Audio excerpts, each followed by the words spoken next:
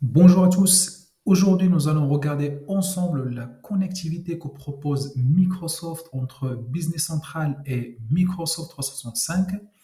Par exemple, la connexion entre la messagerie Outlook et Business Central, qui peut être un vrai facteur de la satisfaction client par sa précision, sa rapidité et l'engagement de l'échange entre vos différents services, par exemple le service commercial ou le service comptabilité, et de l'autre part, le client ou le prospect. Entrons dans le vif du sujet par une démonstration de ce que cette connectivité peut nous proposer. Alors, je vais aller dans une messagerie Gmail. Alors, je suis un client qui s'appelle Jean-Yves de la société Ejaïs et je souhaite avoir un devis pour ces deux articles-là avec des quantités précises, 20 quantités pour le premier et 15 pièces pour le deuxième. Ça, c'est ma messagerie Outlook, la messagerie qui est connectée à Business Central. Et donc, je vais envoyer le devis. Je veux bien que le mail a bien été envoyé. Je viens dans ma messagerie. Donc là, je reviens dans mon rôle principal qui est le commercial de la société Avrilco. Alors, j'ai bien reçu le mail. C'est une demande de devis que tout commercial ou toute personne travaillant dans la société peut recevoir. Et ce qui est nouveau aujourd'hui, c'est que nous avons un complément business central. C'est le bouton qui se trouve juste ici à droite du mail. Et en appuyant dessus, nous avons deux options. La première option, c'est le panorama des contacts qui nous affiche, qui nous donne une vision 360 sur notre client d'un point de vue comptabilité et commercial. Et la deuxième option, c'est tout simplement un créateur. Enfin, on peut créer des devis, des factures ventes, des avoirs, même des avoirs aux factures achats, s'il s'agit d'un fournisseur. Donc là, je vais aller dans le panorama des contacts pour vous afficher un petit peu ce qui se passe.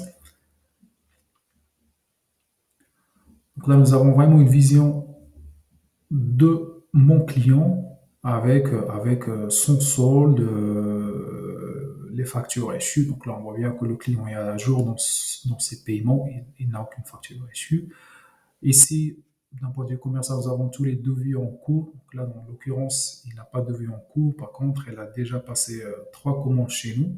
C'est les factures vont enregistrées.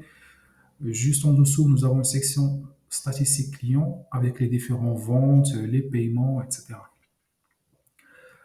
Alors, ça, c'est le panorama des contacts.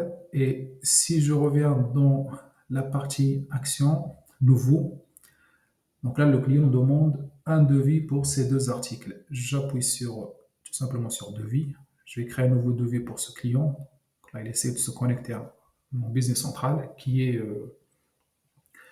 lié à mon adresse mail.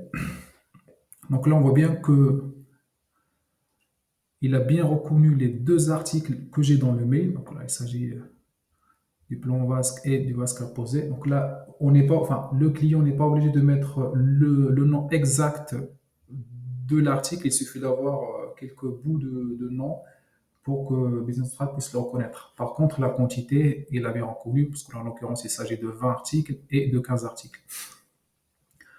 Alors là, ce qu'on va faire, c'est qu'on va confirmer les deux articles en cochant les deux lignes et appuyer sur OK. Alors là, nous avons notre devis et tout ça sans quitter Outlook. Nous ne sommes pas à la Business Central un seul instant. Donc là, nous avons notre article, pardon, notre devis qui est bien à jour avec la partie comptabilité, les conditions de paiement. Enfin, c'est comme si on crée un article dans Business Central directement. On peut même ajouter une petite remise de 5% par exemple.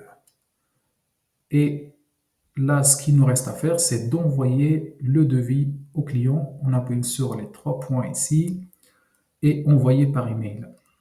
Donc là, ce que Business Central va nous faire, c'est qu'il va nous créer un draft, un brouillon en réponse du mail envoyé par le client avec un template de mail qui est déjà préenregistré, enfin, qui est déjà préconfiguré dans Business Central et le devis en pièce jointe. Le devis, on peut l'ouvrir si on souhaite. Donc là, ça, c'est notre devis. Donc ça, c'est totalement configurable. On peut changer le template si on souhaite. Et tout simplement, il s'agit en l'occurrence de Jean-Yves. Et on va envoyer le devis à notre client.